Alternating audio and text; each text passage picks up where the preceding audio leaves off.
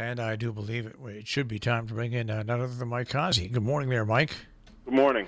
So I, of course, went to bed early, didn't watch any sports last night, so I only have 2 or 3 select things to talk about, but you can take the lead this morning, Mike, because really I didn't even get up. I have a generator at my house. It did not automatically kick on this morning. Well, you lost power? Yeah. So my house was like pitch black because, Mr. Smarty Pants, I went out and got a generator. I don't need flashlights. Isn't it funny how in the world of extreme technology we lose power more often than before? It's amazing. So I don't have any flashlights, so I couldn't even find my portable radio. Oh, well, anyway. So filming in, let me see if I can guess, okay? Now, who did the Yanks and the Mets play both? Did they play last night? Yeah, the Yankees played Oakland and the Mets played Cleveland. Don't tell me what happened. I'm going to stay. The Mets beat Cleveland. Yeah, and the 9-2. Yankees lost. Closer game than it was. An error in the 6th inning opened up the floodgates for the Mets.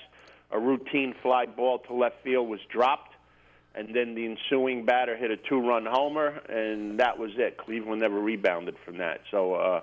A misplay led to the demise of Cleveland. And I'll say the Yankees lost. The Mets did not go to their stellar bullpenners. They went to other pitchers, meaning Familia and the other clown didn't pitch last night, and that's why the Mets wound up winning the game. All right. So, and I'll predict the Yankees lost because the trip out to Oakland. Yankees lost 6-2, lost to, of all people, Homer Bailey. Yeah.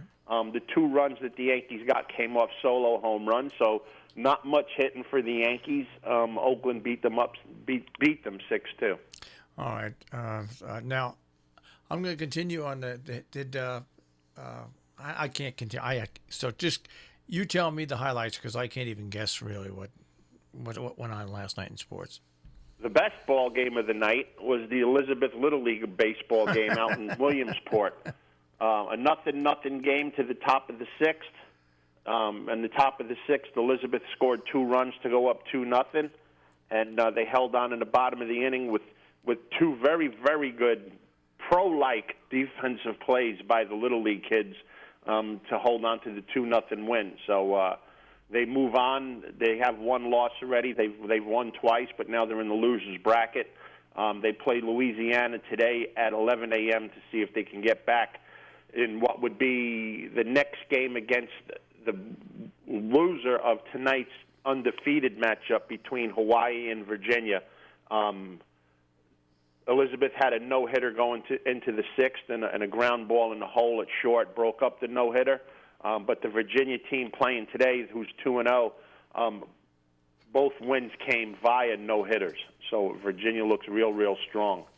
So that game is tonight, and Elizabeth plays this morning at 11. All right, what I wanted to talk about was this NFL helmet thing with Antonio Brown and with Tom Brady. Tom Brady has started wearing the helmet. He really wanted to wear his other helmet. Yep. They won't let him. Yep. He's doing it under protest, and Antonio Brown is. And at first I thought, how foolish. But then I said to myself, I read into the story. I read a nice long story about it. These 2 guys say this helmet, once they put it on, it is on their head. It doesn't move forward. It doesn't move back. It doesn't move. Your head does not move in it at all. And they would much rather stay with that than the new design. Every design they tried for the new helmets did not fit as snug. Well, I think that they should be allowed to do it. I just signed a disclaimer saying you turn down the use of the new helmet. Ooh. I agree, but that's the problem. They won't do it. The players' union will probably have no part of it. But here's the other thing. If Tom Brady isn't complaining and he's playing with the helmet, why is Antonio Brown yapping about it? Well, he stopped yapping about it now. But no, he put another appeal in or something. Yeah. But that's the whole thing. If you're the league and you want to wear the other helmet, you sign a waiver for anything down the line throughout your life that has anything to do with concussions or any kind of an injury toward your head or neck. Yeah. The NFL is not responsible for it. You pay all your own bills. Sign the waiver. Yeah, let him play with a 6-pack block on his head. Who cares what he does then? But that's what the NFL should relinquish any responsibility for injury for the great Antonio Brown. and then go on with it. Right. Let him play with what he wants. And if anybody else wants to follow suit, go ahead. And if anybody signs that deal where for the rest of your life, any injury to your head is covered by your own pocket, I don't think anybody's going to sign that deal. To me, that was the way to wrap it up. Okay, if you believe in that helmet enough, then put up or shut up. Yeah, sign away on. Sign away on that. Well, in my opinion, if one of the greatest, if not greatest, quarterback in history is trying to adapt to use the new helmet, who the hell is Antonio Brown to complain about it? What has he done? Yeah. Besides yap and complain and talk his way out of Pittsburgh, and he's on his way of talking his way out of Oakland, where good players go to die. I just think that we're an adult society. Just get a waiver and continue to wear the thing. And if you turn into a vegetable, well, it's your own fault. That's your problem. Yeah. If you got to eat pea soup through a straw, oh well.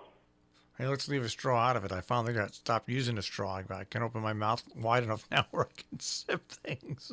Oh, speaking of straws, with all the cuckoo birds saying we have to use paper straws, that when I go out to dinner and I drink water, in about 5 minutes that paper straw is useless. Right.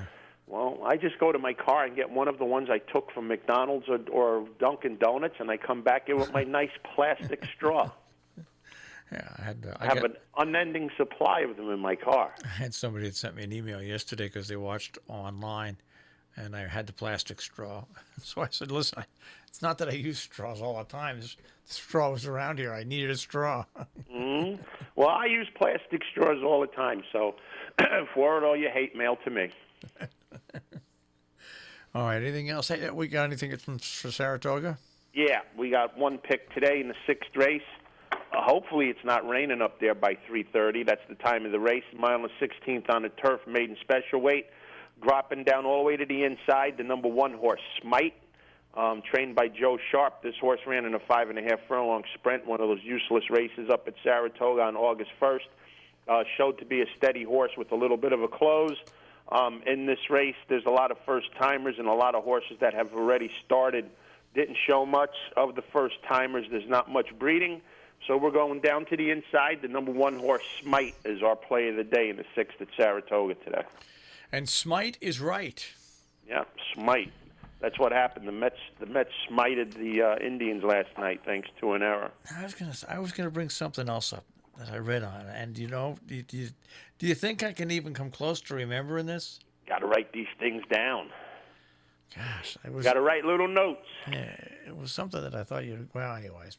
I can't remember it, so that's what it is. It was something that you thought I would think of? It was something that I would think that that caught your eye and that you would be able to talk about. It was something that would be familiar and of interest to both of us. In sports? In sports, yeah. Baseball? What sport was it? I'm sitting here saying I have no freaking idea right now. 2 ex-Mets that got caught in the drug cartel? No. No. Is that it? No. Okay. Well, 2 ex-Mets got in big trouble. That's unbelievable. Linked to a big drug cartel ring. The ex-Met, that second baseman that dropped the pop-up in the World Series, he's one of them, Luis Castillo, and the other one, Octavio Dotel, was a relief pitcher for the Mets. Got arrested in the Dominican Republic for drug trafficking and money laundering. Wow. Hello, how you doing today? They better hope they don't have to stay in jail down there. Well, they're down there. So wow. I couldn't think of one of the most horrific places that I'd want to be locked up in the Dominican. I wouldn't want to be locked up anywhere, but I wouldn't want to be locked up in the Dominican Republic. Yeah. All right. Well, I'll remember it. I'll write it down, and we'll talk about it tomorrow. Okie doke. I'm looking forward to it. All right, Mike. Take care. Have a great day, guys.